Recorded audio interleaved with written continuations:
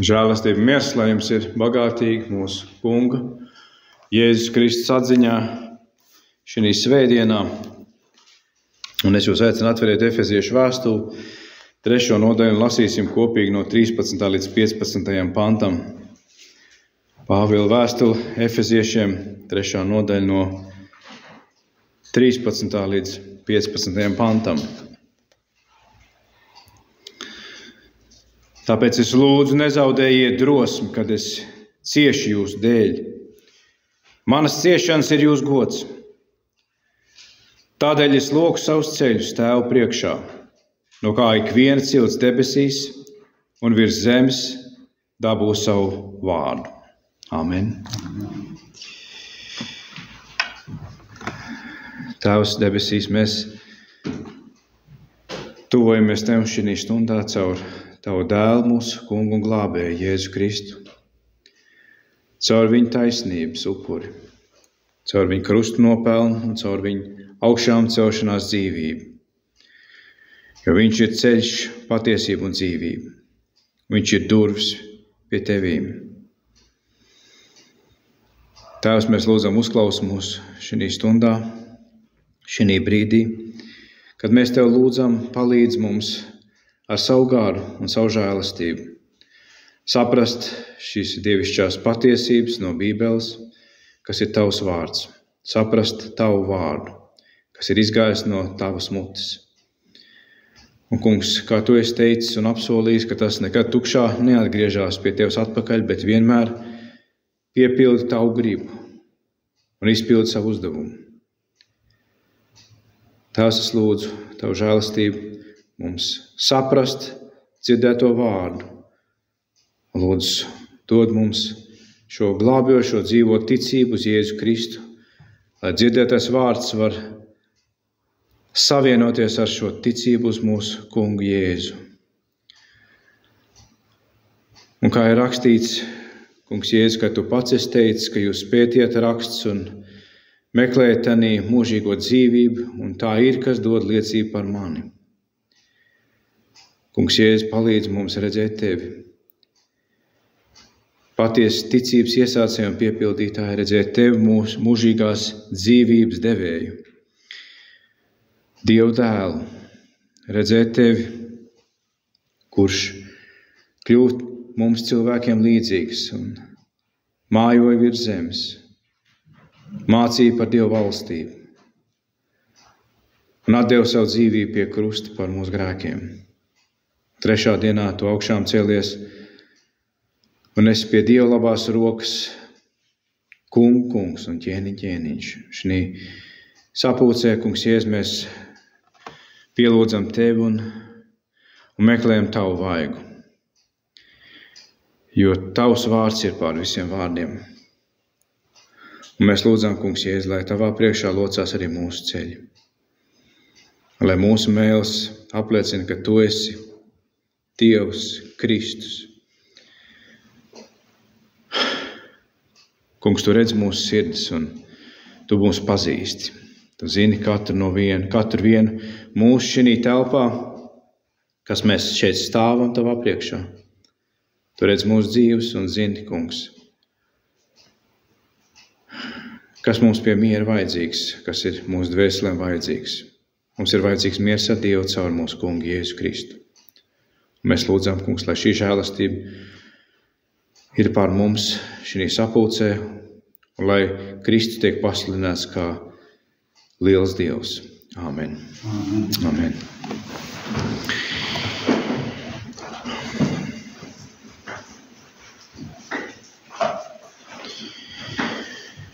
Un jau no šīs vēstules šī pašā 3. nodaļā mēs redzam šo 12. pantu. Šeit patās, kad Pāvils saka šos vārdus mums, kurā mums, kas Jēzum ticam, dot iespēju tuvoties Dievam bez bailēm un ar paļāvību. Tāpēc es lūdzu, nezaudējiet drosmi, kad es ciešu jūsu dēļ, manas ciešanas ir jūsu gods. Tādēļ es lūgtu savus ceļus Tēva priekšā no kā ikviena cilts debesīs un virs zemes dabū savu vārdu. Šī 12. pantā Pāvils saka, mums, kas viņam ticam, dot iespēju. Un tas, ko es teicu pagājušajā svētdienā, tā kunga dienā, es arī saku šodien. Mums ir vienmēr, lasot Bībeli, jāskatās iemesls, kāpēc mēs lasām nākošos teikumus. Un nedrīkstam aizmirst to, ko mēs esam lasījuši pirms tam, jo tam ir būtiska nozīme.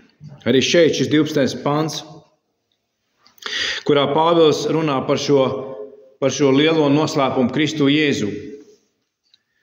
Un šis Dieva noslēpums ir iespēja tuvoties Dievam lūgšanā. Atcerieties no pagājušās svētdienas, šī tuvošanās Dievam, kas viņi ir, tā ir lūgšana Dievam, jeb lūgšana uz Dievu, jeb, ka mēs stāvam, jeb tuvojamies Dievu priekšā, mēs zemojamies viņa priekšā lūgšanā. Un Pāvils šeit saka, un vienīgi tiem, kas tic Kristum Jēzum, tuvojoties Dievam bez bailēm un ar paļāvību. Un šeit viņš saka tālāk, tāpēc es lūdzu. Šeit ir atkal turpinājums tam, ko viņš saka pirms tam. Tāpēc es lūdzu, nezaudējiet drosmi, kad es ciešu jūsu dēļ. Atgādināsim sev, kad Pāvils raksta šo vēstuli, viņš ir cietumā.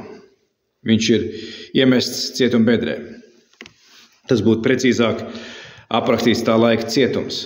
Cietuma vistumšākajā bedrē. Tas, ko Pāvils šeit saka, no 13. līdz 15. pantam, šī 13. pantā sākot, citiem vārdiem Pāvils saka uz efeziešu kristiešiem un arī uz mums, kas esam Kristu, kas atrodamies viņā, kas ticam viņam. Viņš saka, nepārstājiet lūgt Dievu. Tāpēc es lūdzu, nezaudējiet drosmi. Tas, par ko Pāvils šeit runā, viņš runā par lūgšanu drosmi. Par pastāvību lūgšanā. Nepārstājiet lūgt Dievu par mani, par sevi un par draudzi un tiem, kas ir pazuduši šī pasaulē. Nepārstājiet lūgt, nezaudējiet šo drosmi. Jūs paši ziniet, mums ir sadraudzības sarunās bijuši šie brīži, kad kādu no mums saka, un mēs taču lūdzām Dievu un palika vēl sliktāk. Amen. Pāvils saka, nezaudējiet drosmi, kad es ciešu. Tas mums atgādina to, ka mēs esam šī fiziskajā pasaulē un redzam lietas sev apkārt fiziski, apstākļus, cilvēkus, viņu dzīves, viņu rīcības, kas ietekmē arī mūsu dzīvi. Un mūsu lūgšanas Dievam, kur neviens nav redzējis fiziski. Bet mēs ticam Dievam, kurš ir atklājis sevi caur savu vārdu un caur savu dēlu. Dievs ir gars. Un šī pantā šis ir ļoti svarīgs pants mums, kristiešiem. Nezaudējiet drosmi, kad es ciešu jūsu dēļ. Nepārstājiet lūgt Dievu. Tad, kad viss liekas ir savādāks nekā mēs esam lūguši. Tad, kad Pāvils, kurš ir Kristus apostols un draugs gans, ir iemests cietumā, viņš saka, nepārstājiet lūgt Dievu, nezaudējiet drosmi. Es esmu cietumā, nezaudējiet drosmi, kad es ciešu jūsu dēļ. Ieraugiet lietas saskaņā ar Dievu vārdu, caur Dievu vārdu, nevis ar to, kā jūs acis redz vai kā jūs kaimiņi jums dod bezdievīgu padomu. Sakot, kur tad ir jūsu Dievs? Nepārstājiet lūgt Dievu. Tā ir vēsts no Bībeles, kur mēs nedrīkstam aizmirst, tie, kas esam Kristu. Šis apsūdzības mēs zinām, psalmists piedzīvoja savā dzīvē. Bez Dievs saka, Dievu nav. Kad bez Dievu mums, kas ir mūsu dzīvē blakām, kas dzīvo tikai no skatīšanas un skatās mūsu dzīvi un redz kādas ciešanas un tad nāk ar savām apsūdzībām. Tāpat kā viņi gāja un apsūdzēja kungu Jēzu, viņi nāk un apsūdz arī Kristus sekotājs, sakot, kur tad ir tavs Dievs? Un viens jautājums būtu Eināram no viņa liecības. Kur tad bija tavs Dievs vakar, Daugavā? Kristiešu atbildi ir, mans Dievs ir debesīs. Viņš Viņa mīlošā laipnība ir pār katru viņa bērnu, katru minūti. Amen. Un šorīt, kad mēs braucām iekšā draudzes pagalmā un neredzējām Enāra mašīnu, es brīdi domāju, kas gan ir noticis, ka Enārs nav atbraucis šinītā. Un tā varēja būt pēc viņa liecības vakar. Bet nē, Dievam ir savs nodoms mūsu dzīvē. Viņš liek mums iet cauri pārbaudījumiem un ciešanām un grūtībām. Un vēl ir lietas, kas ir jāpaveic Dieva valstības darbā šeit virs zemes. Amen.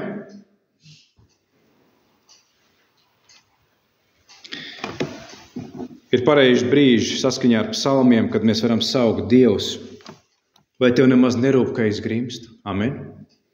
Ļoti godīgs lūkšana tajā brīdī. Dievs, vai tu redzi, ka es grimstu? Es domāju, tie ir svētīgi brīži, kad Dievs mums izved cauri. Kā Pāvilu, mēs lasām Pāvilu liecību, ka kam tik Dievs nav viņu izvedis cauri. Es domāju, tas ir tik dzīvs konteksts ar Enāra liecību par vakar piedzīvoto. Kam tik Dievs nav izvedis Pāvilu cauri kādām briesmām un grūtībām un vētrām un viļņiem. Un mēs apsver darbos lasījām arī šo vētru, kur kuģis tika iznīcināts. Bet neviena dvēsele nenogrima. Pāvils saka, nepārsteigt lūk Dievu.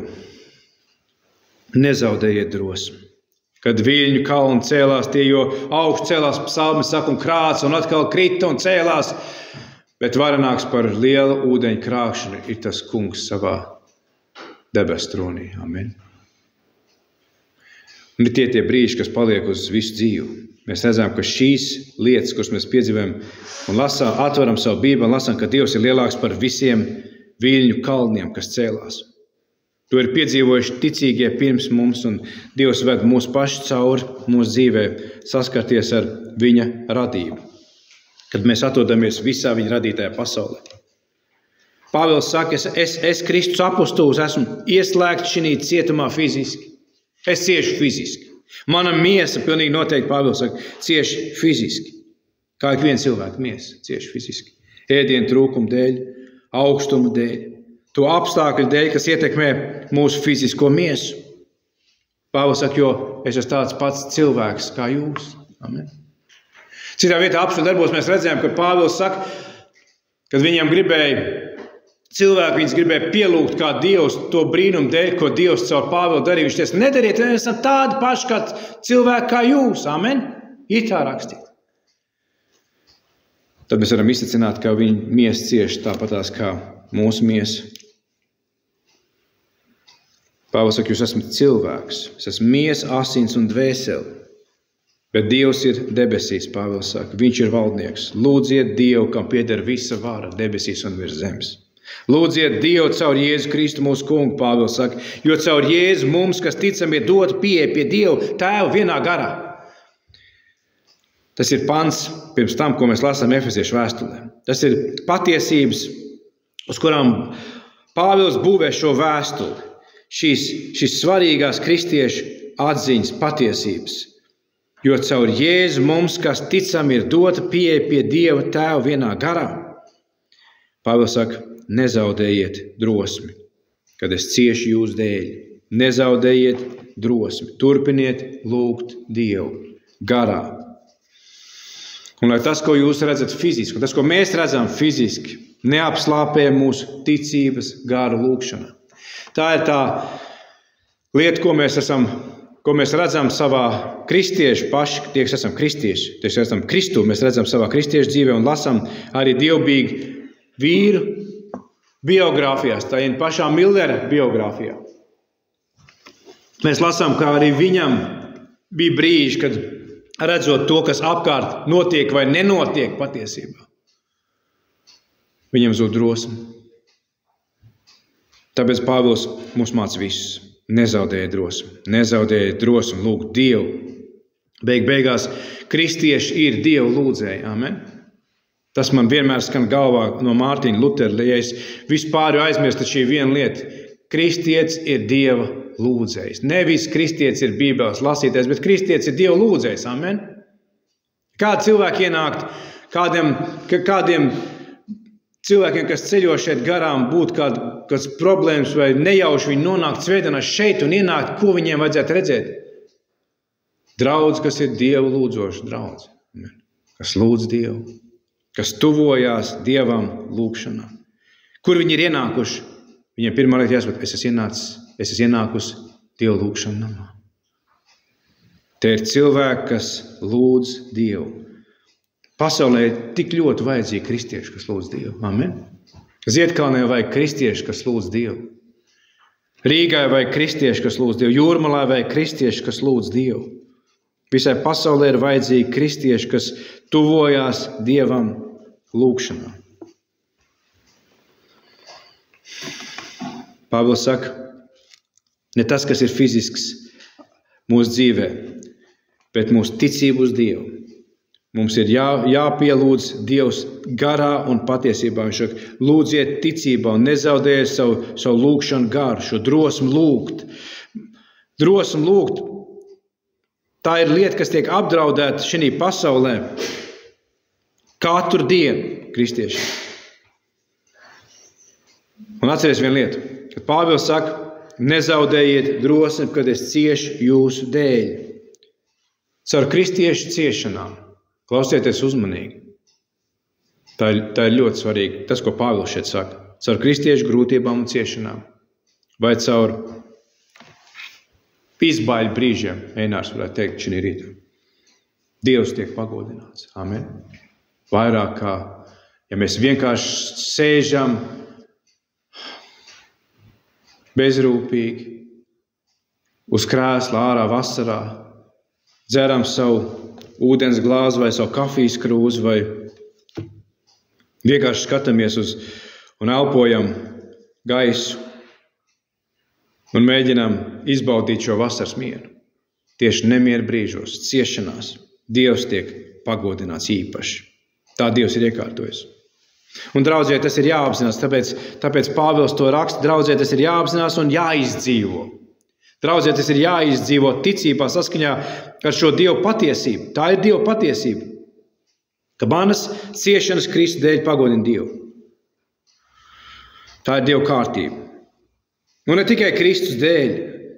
Ik viens grūtības un pārbaudījumi kristiešu dzīvē, atrodoties laivā, vētras vidū. Kaut mums būtu šī, kaut mums nepamestu šī atziņa tanī brīdī, lai kur ar mēs būtu, Dievs, tu esi ar mani. Tu zini, kas notiek. Tāpēc labā dienā mums ir jāuzņem Dieva vārds un jāpiepildās ar Dieva patiesības sev. Mums ir jābūt tiem pantiem, kas grūtā brīdī mums nāks palīgā tajā brīdī. Dieva vārds, kad Dieva gars mums atgādinās to svarīgo pamatu un klintus, ko mums stāvēt tajā brīdī, kad zem mūsu kājām nav nemaz klints un nav pat zemes, bet ir ūdens, dziļš, bīstams. Tā ir Dieva mācība. Tā ir mācība, ko šī neticīgā pasaule nespēja pieņemt. Šīs ciešanas, neveiksmes vai zaudējumi, kam Dievs liek iet cauri viņu bērniem. Viņi ir savādāki. Kristiešu ciešanas un bēdas. Gods brīdī jūs domājat, un es varu to tikai likt aizdomāties tiem, kas atrodas Kristū, jo tikai tie to spēj saprast. Kad kristiešu ciešanās un bēdās ir patiesībā tikai viens mierinājums tajā brīdī, amen? Viens mierinājums. Tā ir tuvošanās Dieva lūkšanā. Cita nav. Ja Einārs vakar būtu Daugavas vidū, viņam nebija. Cik es zinu, viņam nebija, bet tas nav joks. Bet ja arī viņam būtu tur koferis ar 1 miljonu, tas viņam nepalīdzētu. Pareizi? Pareizi? Dievs glāba. Vienīga lieta, viens mierinājums tajā brīdī ir lūkšana. Saukšana uz Dievu. Es domāju, es nezinu, Einār, cik tu sauc, tur droši vien varēja bļaut uz Dievu. Tur droši varēja bļaut uz Dievu. Es domāju, ja es būtu tajā brīdī, es vienkārši bļautu uz Dievu. Es brēktu uz Dievu vienkārši. Droši vien kāds no krasta domā, tas ir traks cilvēks. Ja kāds vispār redzētu, dzirdēt. Ir brīži, kad ir jāsauc uz Dievu. Kad ir jāpaceļ balss un brīži, kad mēs nedomājam par to, kā mēs izskatāmies. Bet mums ir svarīgi, lai Dievs, vai tu man dzirdi, vai tu man redzi? Un tas ir vienīgais mierinājums kristiešiem, ko Dievs ir atstājis saviem bērniem tajos brīžos lūgšanu. Kas gan cits tas ir? Neviens tajā brīdī nedomā, kad es tikšu mājās, kad es tikšu pie savu leduskapu, ka es apsīšos savā krēslā, uzlūkšu savus šķības. Neviens par brīdī tā nedomā. Tajā brīdī es saucam Dievs glāb. Dievs palīdzi.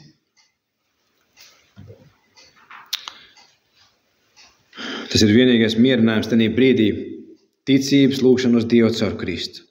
Pāvils saka, nezaudējiet drosmi, kad es ciešu jūsu dēļ. Mēs varam sev atgādināt caur šiem Pāvila vārdiem, ka ikviena kristieša ciešanas ir draudzes dēļ. Jo mēs, ticot Kristu, mēs esam vienā Kristus miesā, viens nams, viens valsts pilsoņi ar svētajiem Dieva saimē. Amen? Tie visi ir vārdi no šīs Efeziešu vēstules. Mēs, kas ticam, esam vienā miesā, viens nams, viena celtne Kristu. Tāpēc kad Dievs mums liek piedzīvot ar savu vareno roku kādas ciešanas un pārbaudījumus un grūtības, un no šīs kancels man saka, arī es šī dzīves periodā eju cauri lietām, kas man nav patīkams un iespējams, mēs viņus varētu pat nosaukt par kādām grūtībām un ciešanām, bet es zinu, ka Dieva roka to ir pieļāvusi manā dzīvē.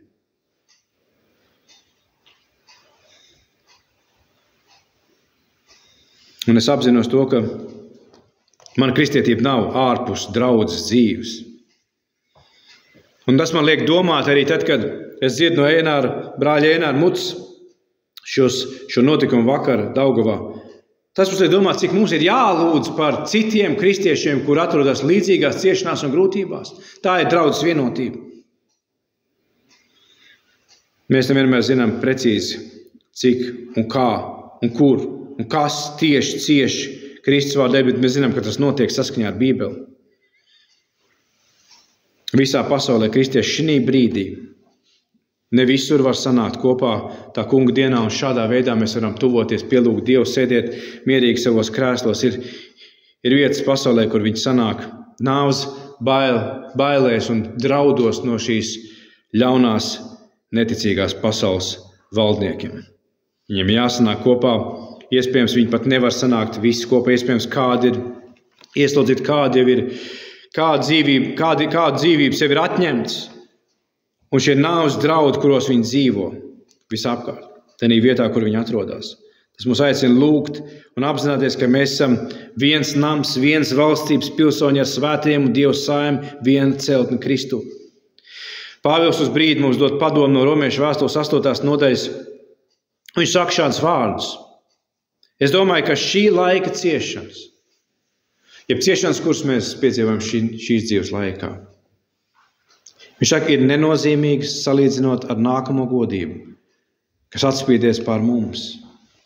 Kad Dieva bērni parādīsies savā godībā, apskaidrībā un brīvībā. Es domāju, ka tā ir brīvība no grēka. Amen. Mēs, Pāvils saka, kristieši, kas jau esam apveltīti ar pirmo debesu balvu, svēto garu, ar ilgu pilnām nopūtām gaidām, kad saņemsim savu bērnu tiesu, savus miesas pilnīgu atpestīšanu, jo cerībā mēs esam pestīti. Tie svarīgi vārdi, klausies Romiešu 8. Bet arī svētais gars nāk palīgā mūsu nespēkā, jo mēs nezinām, ko un kā mums jālūdz, bet pats Dieva gars aizlūdz par mums ar bezvārdu nopūtām.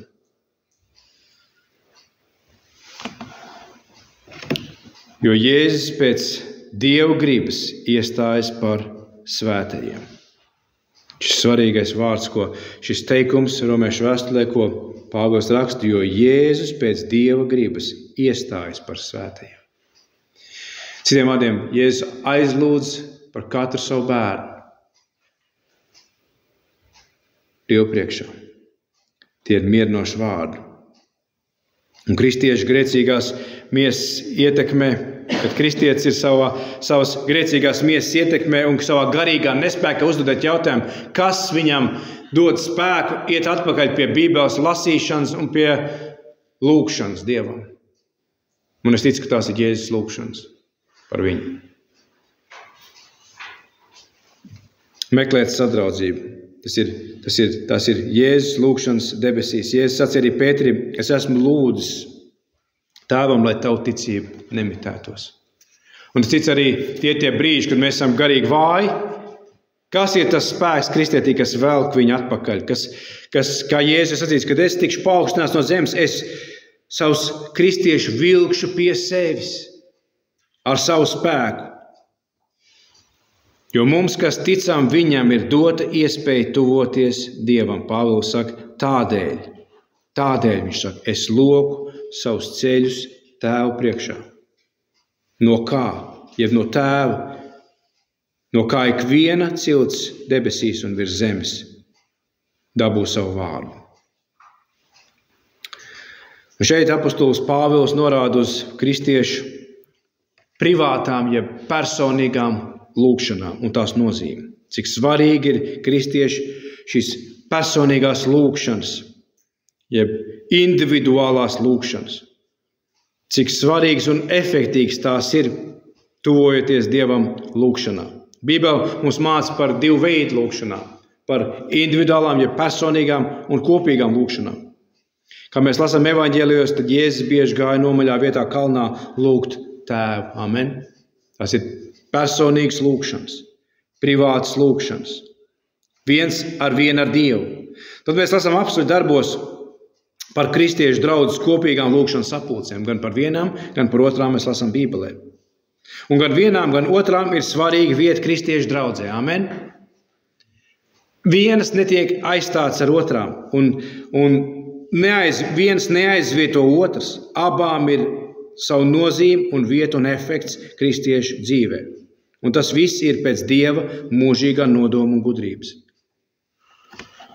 Atcerieties, ka Bībelē saka, ka Dieva nams ir lūgšana nams. Un cik bieži mēs varam pajautāt katrs sev. Es varu pajautāt personīgi tev, cik tu bieži nāc uz draudzi ar šo domu, ka tu nāc uz lūgšanu namu. Mēs bieži vien varam domāt, es braucu uz dievkalpojumu, es braucu uz draudzes sapulci, es braucu uz lūgšanu namu. Cik bieži tu apzinies, ka tu svētdienā brauc šeit, vai tev ir šī doma, es iešu lūgt Dievu kopā ar citiem. Šī lieta, šis stāvoklis Dievu priekšā, es lūgšu kopā ar kristiešiem. Cik ļoti tu gaidi šos lūgšanu brīžu dievkalpojumu laikā, kad mēs esam šeit. Cik tev viņi ir svarīgi? Un jautājums, vai Dievs dzird tavu lūgšanu šeit?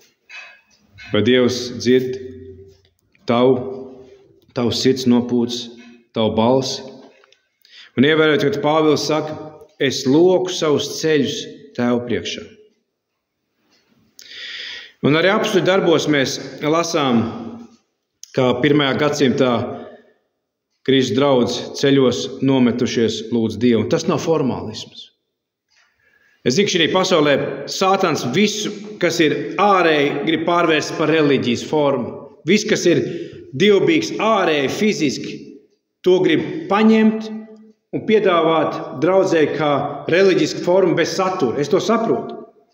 Un tāpēc arī mēs tik bieži, kur redzam šos pēdiņās pareizi ticīgos cilvēkus, visvairāk to var redzēt Rīgā uz ielas stūriem, kuri krīt baznīcas krustu priekšā un met savus krustus fiziski.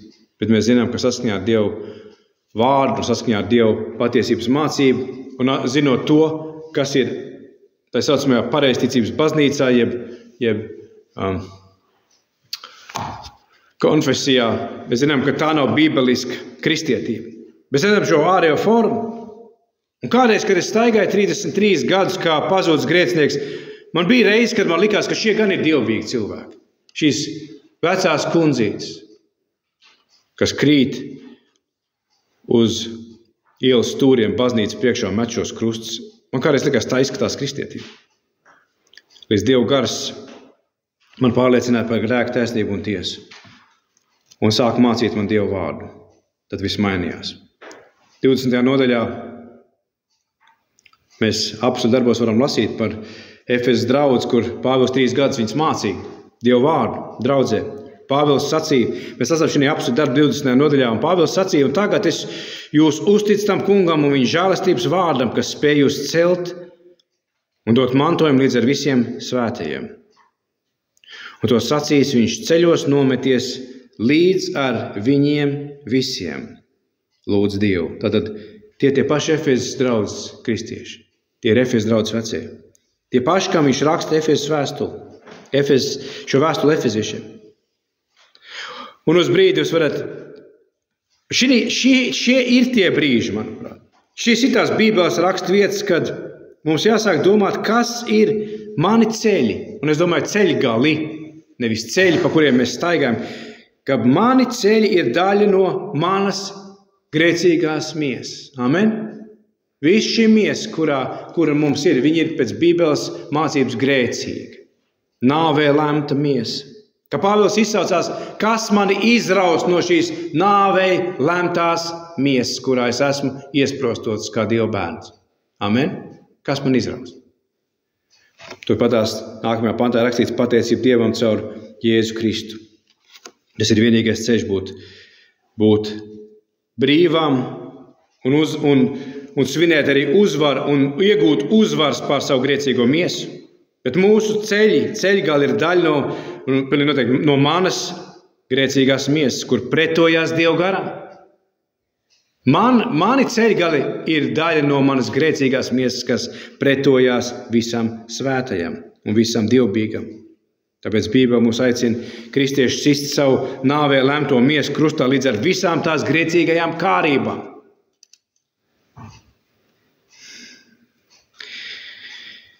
Ikreiz, kad cilvēki krīt citu cilvēku priekšā vai ķēniņu priekšā ceļos, tas nozīmē pazemot sevi tā cilvēku priekšā.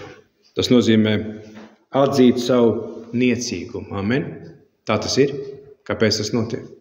Kāpēc bieži vien pateicībā kādiem cilvēki, kuri saņēmuši kādu žēlastību, krīt ceļos un tā cilvēku priekšā?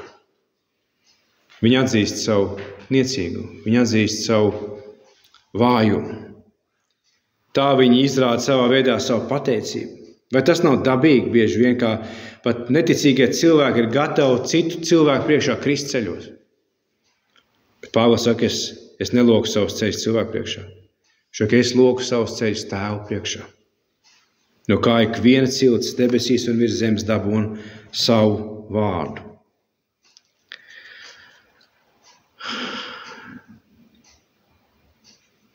Pāvila vēstulē Filipiešiem 2. nodaļā stāv rakstīts: Dievs Kristu Jēzi ļoti paaugstinājis un dāvinājis viņam vārdu pār visiem vārdiem. Lai Jēzus vārdā locītos visi ceļi debesīs un atklāstas grāmatā, mēs tam to lasīt. Ka šie vecie noņem kroņus un krīt viņu priekšā ceļos un saka, tu esi cienīgs saņemt visu godu, pateicību, spēku un varu. Amen. Viņi krīt ceļos viņa priekšā. Visas debesis zemojas Kristus priekšā, viņa godības priekšā. Tad ir rakstīts Filipiešiem 2, lai Jēzus vārdā locītos visi ceļi debesīs. Tas jau notiek. Zemes virsū tiesam mēs un pazemē. Un tā nav tikai, kā daudz saka, cilvēku izdomāt pozu uz ceļiem lūgt Dievu. Tā ir savā veidā Dieva griba, savu bērnu lūgšanās. Tā ir zemošanās Dieva troņa priekšā. Tēvu priekšā, Pāvils saka, no kura ik viens dabū savu vārdu. Un, protams, mums jābūt uzmanīgiem. Pat kā mēs dzirdējām no Lūkas evaņģēlijas 20. nodaļas, šie farizēji un rakstu mācītāji, šie liekuļi, šī liekulīgā reliģija, kas ārēji rādās kā Dieva lūdzēji. No tā mums Dievs Bībelē mums no tā ļoti, ļoti brīdina. Daudziem cilvēkiem lūgt uz ceļiem ir tikai poza un stāvoklis, fizisks, bez pazemīgas sirds, bez ticības uz Jēzu Kristu. Viņi vienkārši pieņem kādu pierastu formu vidē, kurā viņi atrodas. Un tas tāpatās, kā mēs sēžam šeit un klausamies Dieva vārdu un bieži vien baidamies pateikt āmen vai aleluja tikai tāpēc, ka daudz harizmātiskie vasarsvētki, visu laiku šīs lietas izsauc šīs sapulces. Un mums liekas, ka mēs to nedrīkstam vairs darīt, jo tad mēs būsim nepareizi. Tas ir bībeliski. Apstiprināt dzirdēto ar āmen. Un apstiprināt dzirdēto Dievu patiesību, kas pagodina Dievu ar aleluju. Tie ir bībeles, tie ir kristiešu vārdi. Un lūgšanas stāvoklis Dievu priekšā ceļiem nav jābaidās no tiem, ka pasaule ir pilna ar pieviltiem, tukšiem, nedzīviem, reliģioziem cilvēkiem, kas lūdz uz ceļiem. Šis ir stāvoklis, par ko Pāvils runā. Pāvils saka, es esmu iemests cietumā evaņģēlijas sludināšanas dēļ, Kristus dēļ. Es esmu fiziski iemests šī bedrē, bet es esmu Dieva priekšā. Es esmu cilvēku fiziski pazemots tādā ziņā, jo iemetot cietumā, tas ir savu veidu arī cilvēku pazemošana. Fiziski, sabiedrībā. Uzlikt zīmogu, viņš ir noziedznieks, viņš ir cietumnieks. Bieži vien mēs sakam, tam cilvēkam ir uzlikts zīmogs. Viņš ir ļaundaris vai noziedznieks un pieskaitīts ļaundariem, tāpatās kā mūsu kungu Jēzus Kristu pieskaitīja ļaundariem un piesita krustā līdz ar 2 ļaundariem. Starp 2 ļaundariem. Uz brīdi klausies atklāsums grāmatas 2. nodaļu, kur ir šī Jēzus atklāsuma Jānim un šie vārdi, ko viņš saka Smirnas draudzei. Tā saka pirmais un pēdējais. Tie ir vārdi no Jēzus mutes. Tā saka pirmais un pēdējais, kas bija miris un kļūst dzīvs. Nebīsties par to, ka tev būs jācieš. Nebīsties par to, ka tev būs jācieš. Redzi, velns metīs cietumā kādus no jums, lai jūs tiktu pārbaudīti. Lai jūs tiktu pārbaudīti. Es uzticīs līdz nāvei. Tad es tev došu dzīvības vainagu. Kam ausis, tas lai dzird, ko gars saka draudzei. Šeit ir skaidri norādīti vārdi, ka velns ir tas, kas met cietumā. Atcerieties pašu Saulu, kurš tagad ir Pāvils, kurš sēž cietumā. Cik daudz kristiešu viņš met cietumā un lika viņiem zaimot Dievu vārdu. Pa namiem staigādāms, nāves draudz šņāgdāms, cik viņš viņus ar šo farizēju un šo reliģisko līderu vēstulēm saņemtajām atļaujām citiem, ar šiem inkvizīcijas vēstulēm staigāja pa ciematiem un meta cietumā patiesi kristiešus. Es ticu, ka tad, kad viņš atradās cietumā arī rakstot efeziešiem, viņš arī atcerējās ikvienu, kur viņš bija metis cietumā, kad viņš bija farizējs. Es domāju, to nevar aizmirst. Es domāju, tad, kad tu atturies cietumā, tu saproti, es reiz pats šādā veidā pazemoju kristiešus un liku viņiem ciest.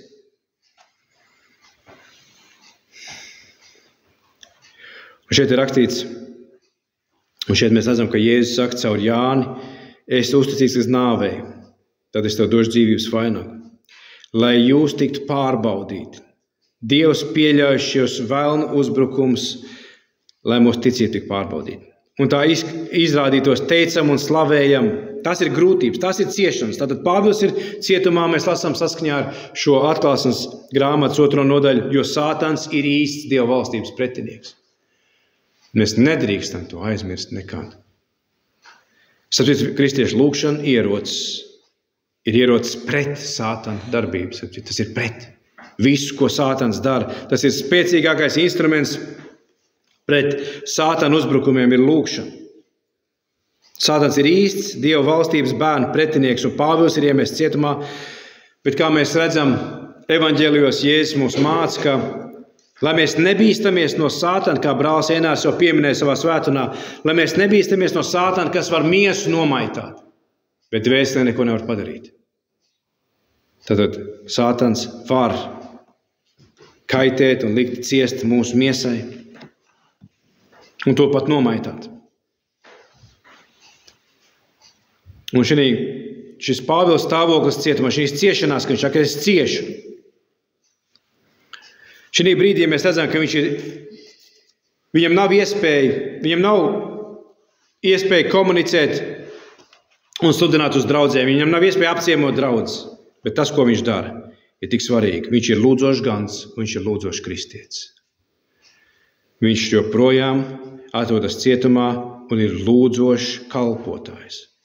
Padomājiet paši par savu kristiešu dzīvi, cik jūs esiet lūdzoši kalpotāji, cik jūs esiet lūdzoši kristieši. Un, ja man uz brīdi jādomā, kas ir patiesa cietuma kalpošana, ko tik šodien nesauc zem cietuma kalpošana, šī ir patiesa cietuma kalpošana. Amen? Būt iemestam cietumā un lūgt Dievu. Tā ir patiesā cietuma kalpošana.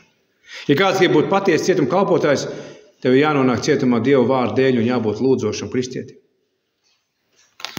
Un cietumā viņš joprojām turpina darīt to, ko viņš darīja, atturoties ārpus cietuma brīvībā. Viņš lūdz Dievu, viņš lūdz par kristiešiem, viņš lūdz par viņu svētapšanu, viņš lūdz par pagānu pazudušām dvēselēm. Kad mēs lasām par Pāvilu šo lūgšanu dzīvi, kad mēs lasām par Millera lūgšanu dzīvi, tā nav īpaši Dieva dāvana. Nekur tas nav rakstīts Bībelē, ka tā būtu īpaši kāda dāvana lūgt Dievu. Millers to noraidīja, viņš teica, pirms 150 gadiem, viņš teica, tā nav man īpaši dāvana. Tā ir lūgšana, ir katra kristieša dievbības stāvoklis. Tas, ko Pāvils šeit saka, Sātans nespēja izolēt kristieti no lūgšanas Dievam. Bet, klausies uzmanīgi, Sātans to nespēja. Sātans var uzbrukt mums fiziski. Bet kristiešu lielākais ienaidnieks lūgšanā ir kas? Kristiešu pašgrēcīgā miesa. Viens milzīgs pretinieks ir, un tā ir mūsu paša miesa. Romiešu 7. nodaļa saka, manī mītošais grēks. Un Pāvils saka, es zinu, ka manī, tas ir manā dabīgajā miesā, nemīt nekas labs. Un otrais viņš saka, manī mītošais grēks. Jeb manā miesā dzīvojošais grēks. Tad Galatiešiem 5. nodaļā ir sacīts, ka miesas tieksmes ir pret garu, bet gara tieksmes ir pret miesu, jo šie divi viens otram stāv pretī. Lūgšana lielākais ienaidnieks kristietim ir viņa paša grēcīgā miesa. Pirmkārt, viņa paša vēders. Ienaidnieks mūsu kristiešu lūgšanām ir mūsu vēders un viņa vajadzības. Tātad miesa brēc pēc ēdiena, fiziski, pēc fiziskām baudām. Mūsu miesa brēc pēc atpūtas. Miesa brēc dzīvot sev, saviem hobijiem, savam priekam un piepildīt laiku šādā veidā slinkums. Tas nav nogurums, bet slinkums. Ir milzīgs starpības starp slinkumu un nogurumu. Un bieži vien ilgi cilvēkam atrodoties slinkumā, viņam var sākt likties, ka viņš ir noguris. Mantkārība, kā Bībele brīdina, mantkārība ir tā, kas ir pret lūgšanu dzīvi. Amen. Jo cilvēki, tiecoties pēc mantas, viņa laiks tiek piepildīts, zūdoties par laicīgām lietām, rūpējoties par laicīgām lietām. Atcerieties Martu un Mariju, šīs lācis ar divas māsas. Un Pāvils saka, es loku savus ceļus. Tas nozīmē, ka tā ir savas lepnās miesas krustā sišana. Mūsu miesa vienmēr grib pagodināties cilvēku priekšā. Amen. Tāpēc farizēju reliģija ir pretīga, tā ir miesiska. Viss ārēji redzamais. Rādīties uz ielas stūriem cilvēku acīs, apģērbies ar drēbēm, kas izskatās pēc mācītāja. Iekārt sudraba krustu kaklā, milzīgā ķēdē, lai izskatītos pēc izaudzināt garāku bārnu galvā, uzbāzt turbā. Un iet pa Rīgas ielām, lai izskatītos pēc kristieša. Ar gariem ādas zābakiem un melnā paltrakā. Šausmīgi. Man patīk, man vienmēr liekas tie brīži, kad es satiekšos pareizi ticīgo popus Rīgā, kad viņi slāja vai pa otro ielas pusi vai nākamā pretī uz maniem skatās, un kad es vienkārši ejot parastās drēbēs viņam pretī, ko viņš nodomā? Viņš domā, tas gan ir grēcinieks aizgāja man garām. Bet es gan esmu kristietis. Jo ārēji to nevar pateikt.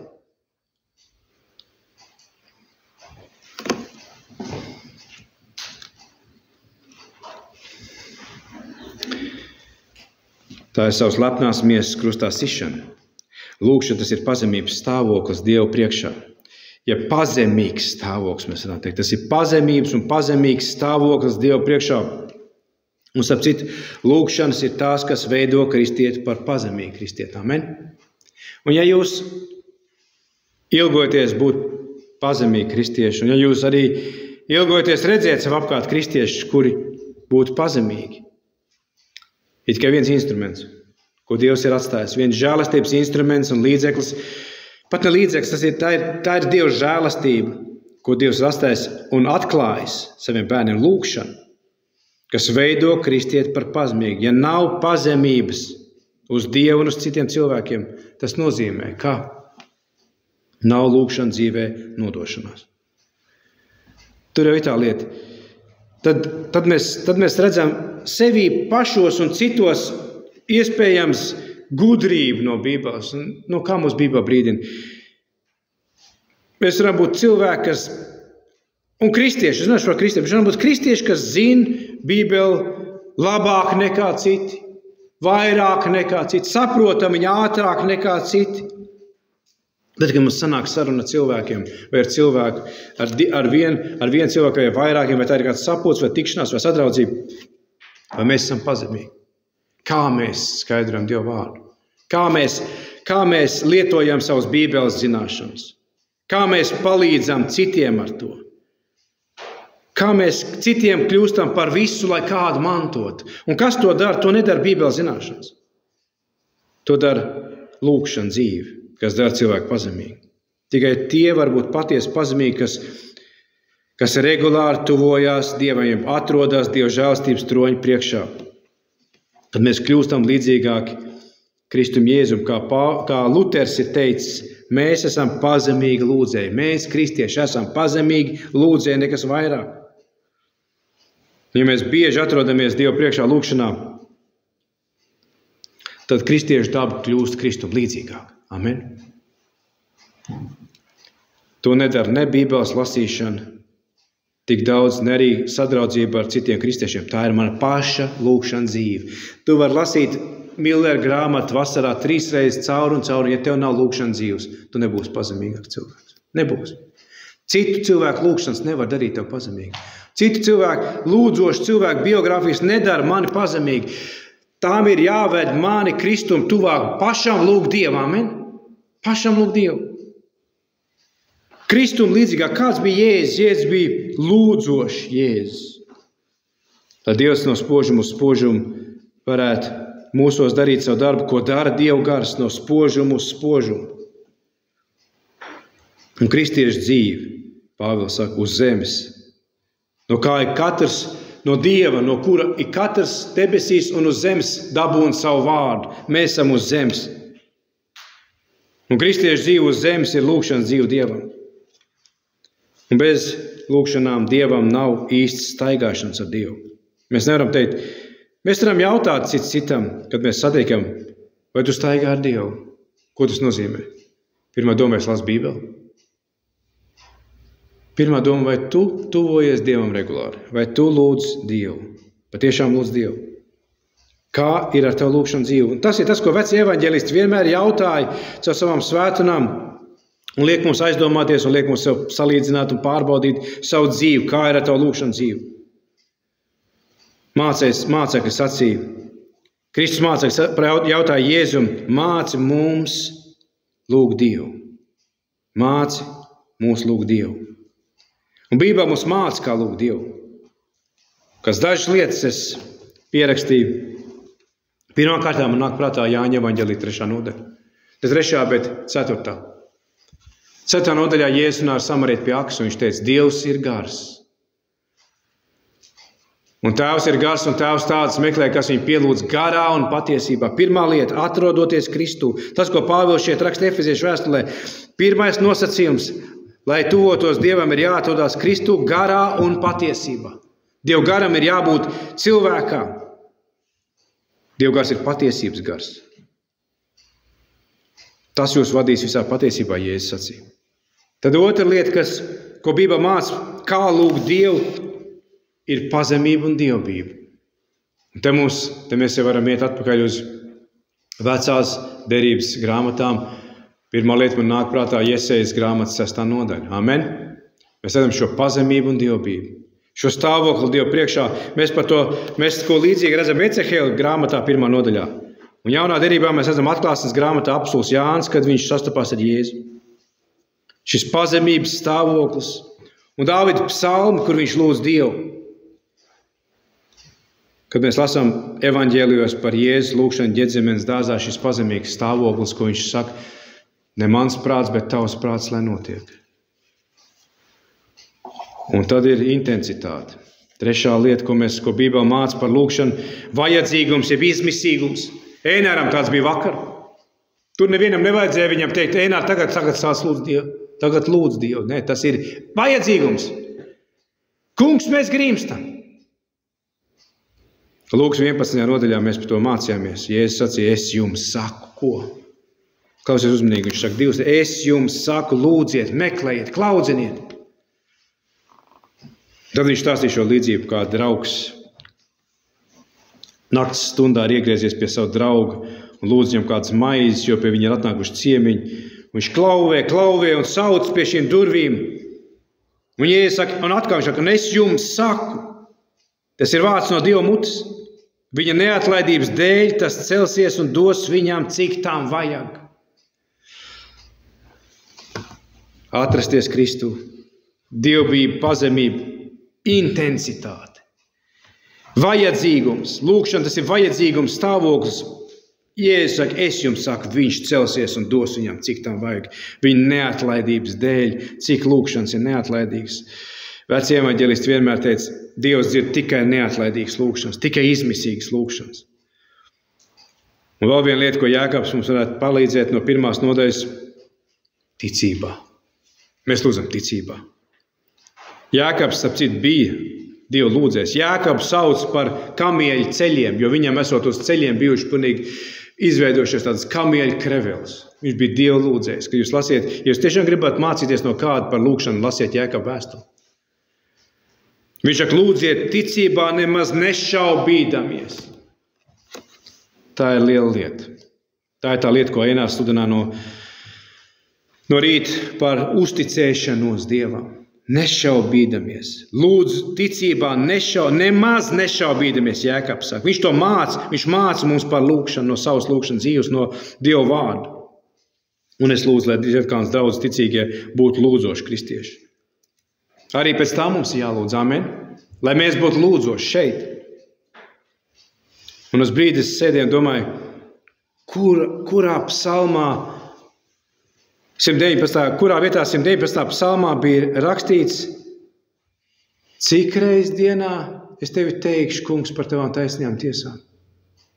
Es sākumā domāju, 3 reizes. Es vēl nebiju atrasts to pantu. 5 reizes. Tad es sāku domāt, Ebrejiem bija kāda pilnība skaita 7 reizes dienā. 7 reizes dienā es tev teikšu par tavām taisnajām tiesām. 7 reizes dienā. Cik kristieši šodien lūdz? No rīta. Un tas jau ir daudz. Kādi saka, man rīts sākās uz ceļiem. Un vakars man beidzās uz ceļiem. Brīnišķīgi, tas ir pats sākums. Tas ir pats minimums. Bet 7 reizes dienā. Psalmists saka, 119. psalms, 164. psalms, 7 reizes dienā es tev teikšu par tavām taisnām tiesām. Manas lūkšanas nāk tavu vajag priekšā. 7 reizes dienā. Tā jau ir vecā derība. Tie jau ir tajā laikā, tā Daniels jau tā lūdz. Mēs jau vairs.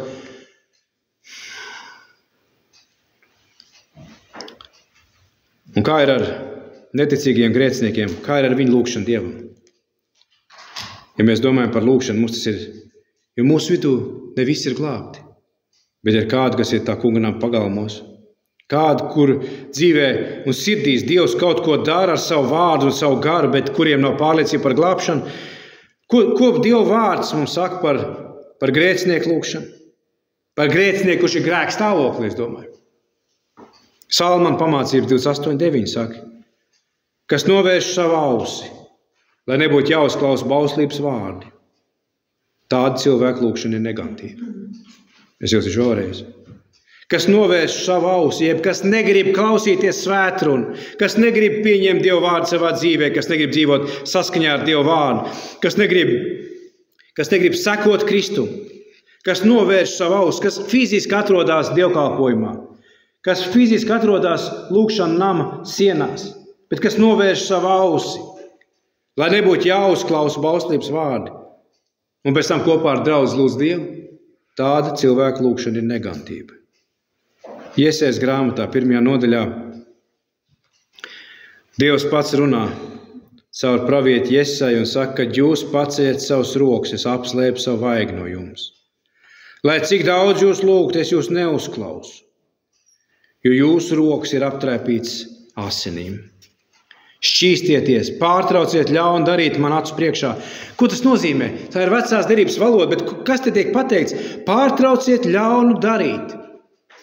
Nevis tāpat vien, bet Dievs saka manu acu priekšā. Ko tas nozīmē? Kur ir starpība?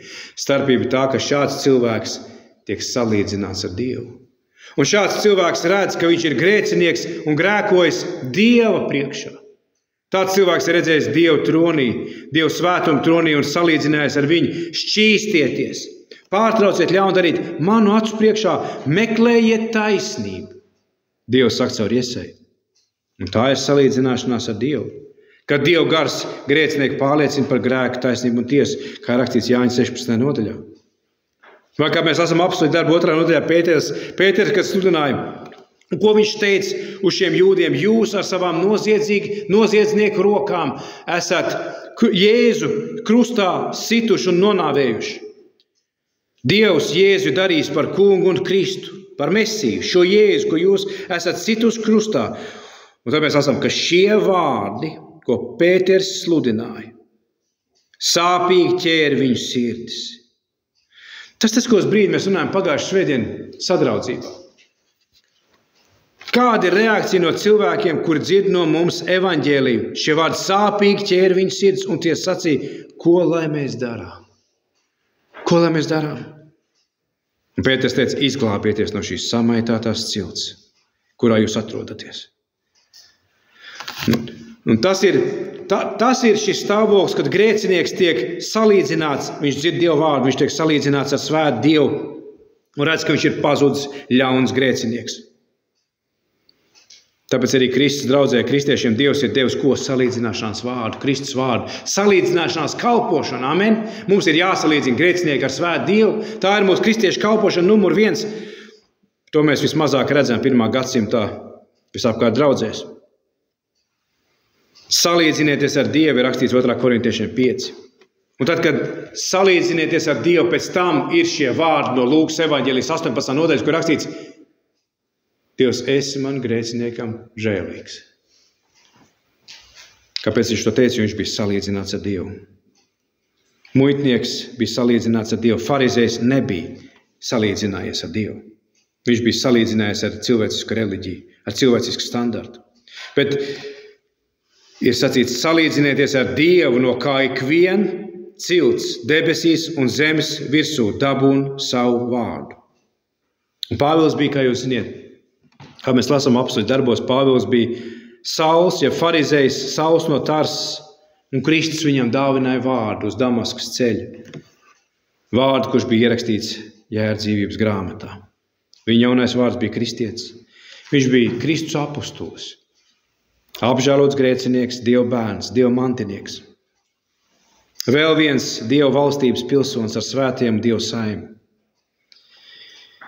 Viņš bija vēl viens izpirktais Kristus krusta asinīs. Vēl viens Dieva svētītais, vēl viens Dieva svētais. Vēl viens Dieva mīļotais, Kristu Jēzu. Dabūt savu vārdu no Dieva. Iedomājieties, brīdi, dabūt vārdu no Dieva.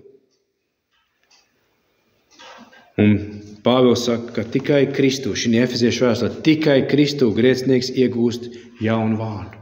Tikai Kristu Jēzu. Jaunu garīgu stāvokli, jaunu garīgu ģimeni kopā ar svētajiem un Dieva saimi.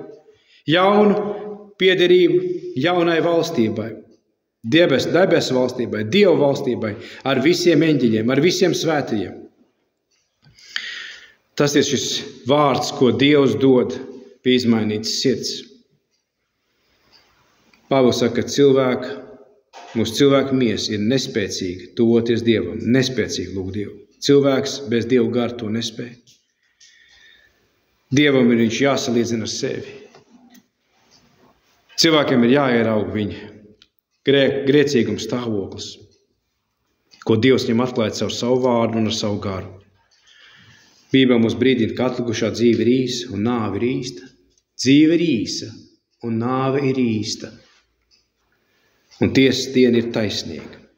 Un mūžība ir gara. Tā ir bezgalīga. Mēs šī svētdienā pieminām Ziedkalnē mūsu draudzes 13 gadus. Kas tas ir pret mūžību? Kas tas ir pret mūžību? Mūžība ir bezgalīga. Un Kristus Jēzus ir mūsu vienīgā cerība izglābties un iegūt vārdu no Dieva. Vārdu, kurš ir ierakstīts Jēra dzīvības grāmatā. Amen. Pāvils saka, tādēļ es loku savus ceļus Tēva priekšā, no kā ik viens cilts debesīs un virs zemes dabūna savu vārdu. Nezaudējiet savu drosmi. Tie, kas lūdzat Dievu par tiem, kas ir jūsu dzīvē, jūsu ģimenē, jums apkārt, nezaudējiet drosmi ciešanu dēļ, pārbaudījumu dēļ. Dievs tos pieļauj, lai mūs pārbaudītu. Dievs vēlēs, lai mūsu lūgšanas būtu vēl neatlaidīgāks. Amen. Mēs lūdzam kļūst sliktāk, mēs lūdzam vēl vairāk, kļūst vēl sliktāk, mēs lūdzam vēl vairāk. Līdz Dievs atbild mūsu lūgšanām. Amen. Zemosimies Dievu priekšā.